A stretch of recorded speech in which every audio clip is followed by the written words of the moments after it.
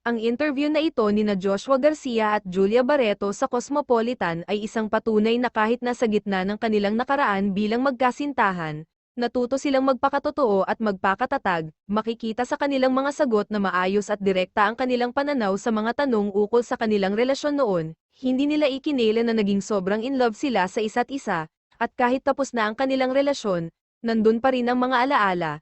Gaya ng mga cute nilang tawagan noon, ang bahagi ng kwento ni Joshua kung saan mas naramdaman niya ang sakit noong panahon ng pandemya ay nagpapakita na ang proseso ng paghilom ay hindi agad-agad dumarating, minsan, sa gitna ng ating akala na okay lang tayo.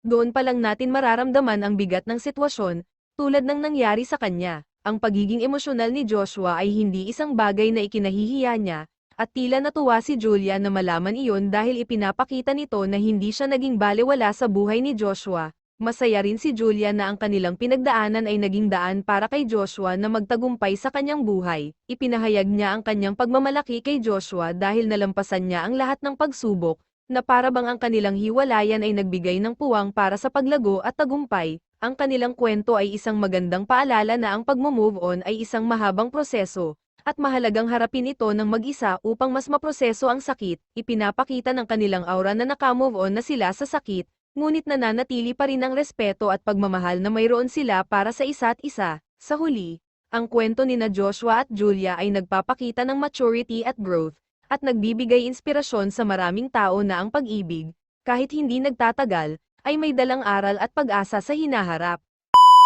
Hi Cosmo, it's Julia. And I'm Joshua. Today we're doing Cosmo Confessions. Marami. Ang dami naming tawagan before. Nag-start siya ng What baba. was the first? Yun ang first. Yun yung first Yun yung baba. first. Then, Because in Ilocano daw, what's baba in Ilocano? baby yata. Baby or love. Kasi ba, Hindi love. yung di ba? Yung sa unhappy natin ba? Right. Mas kaya ko lang ipakita yung mga ganong moments kahit in front of people. Pero siya, medyo talagang in front Sa of... kanya lang. Sa akin lang siya magbe-baby to. Jew ako eh. Oh, Josh. Oh. Hmm. Parang we're more chill. Mas focused kami ngayon. Yeah. Kasi before, syempre, sobrang in love namin sa isa't isa. So, diba, parang may mga times na kahit blocking, nagkukulitan kami, diba? But now, mas professional na. May kulitan pa rin, pero pag walang ginagawa. Pag work na. Pag work na rin talaga.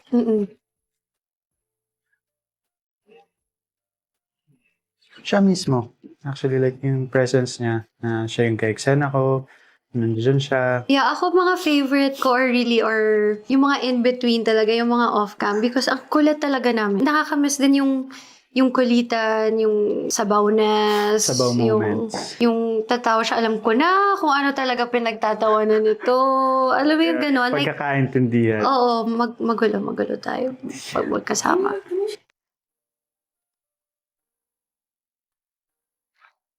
Tricky yan nga. Totoo, tricky siya kasi akala mo over ka na pero hindi pa pala. Kasi like, nung naghiwalay kami ng time na yun, akala ko okay ako. Tapos hindi ko alam na yung nakikita na sa labas na just wearing a mask lang na okay ako. Pero parang para sa akin okay ako dahil busy ako at that time. And then nag-pandemic, boom! Doon ko lahat naramdaman. Kasi Delayed. may mga moments ako Ano? Chika mo sa Sorry. Yung mga moments ako nila sa CR ako, tapos sa shower ako, nakaupo lang ako sa shower. As in, sobrang emo ko noon. Hindi ko alam kung saan galing. Pero, yun yung nararamdaman ng katawan ko. So, ginagawa ko lang. Ganon? Yeah. Mararamdaman mo na lang. Mafe-feel na lang ng katawan mo na, okay na ako. Kasi nung pagka nakikita ko siya sa like posts, hindi na siya inahanap nung puso ko. At yun, and then parang pagka-feeling ko pag nakita kami, okay na ako. Right? That's nice to hear. How did I know? How did I know? That's a good question. Breakups are really it's really a process.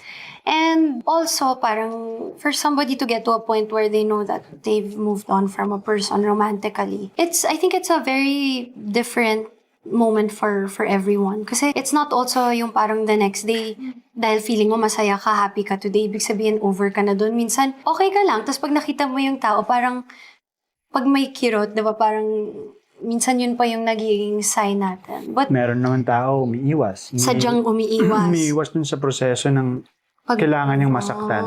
You have to go through it. Totoo. Diba? Ang daming coping mechanism ng tao. You know, I think in general, it was just, you know, after years later, and then I see how he is.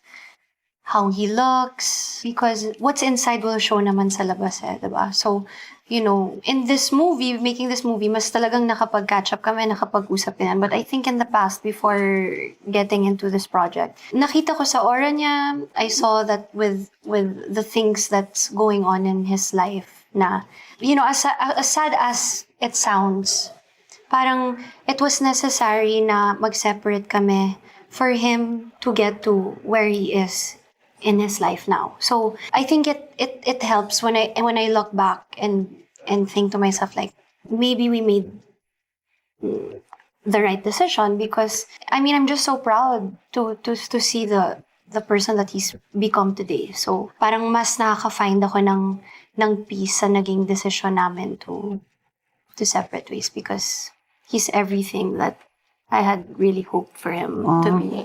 And everything. Ikaw talaga, you're always like that, ha? You're making me nervous. Sorry. Nakaban ako. Oh my God.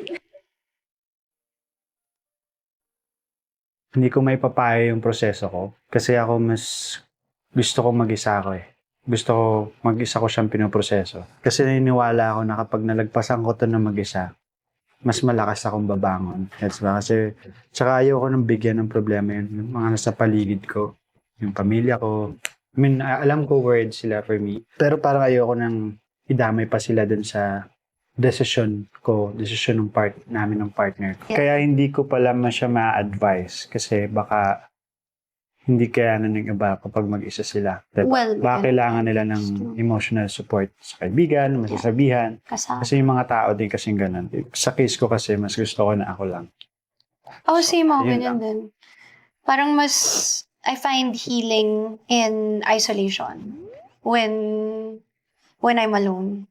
Because ang naririnig ko lang are really my own thoughts. Like, I don't hear yung opinion nito, because everybody will have a different opinion. But when it boils down to your mind and in your heart, but you really have to go through it. As much as it's easier to run, have a drink, and be distracted. Iba yung pinagdaanan mo, tapos na-feel mo lahat. It's so healthy. You learn so much. Mali pa yan kung yung nakapaligid sa like, circle of friends mo. Gatong. Gumagatong Oo pa. nga. Yun yung mali pa lalo doon. Oo. Kasi mas dinadagdagan niya lang yung emosyon mo. Oo, diba? yeah. I mean, okay, let's say na nagiging straightforward yung kaibigan mo dun sa... Honest, pero hindi niya na kailangan, di ba? Kasi parang in other words, yung heart na meron, kunyari two people, yung heart na meron sila for isa't isa, wala namang makakaintindi nun sa two Kundi of them. sila lang. They're only two people in a relationship. They'll never know what it's like to be in that relationship except the two of you guys. Wow, di ako nakahinga dun, ha? Dinaretso ko eh. Nag-rap ka eh. Yeah, deep ko Oo. talaga siya.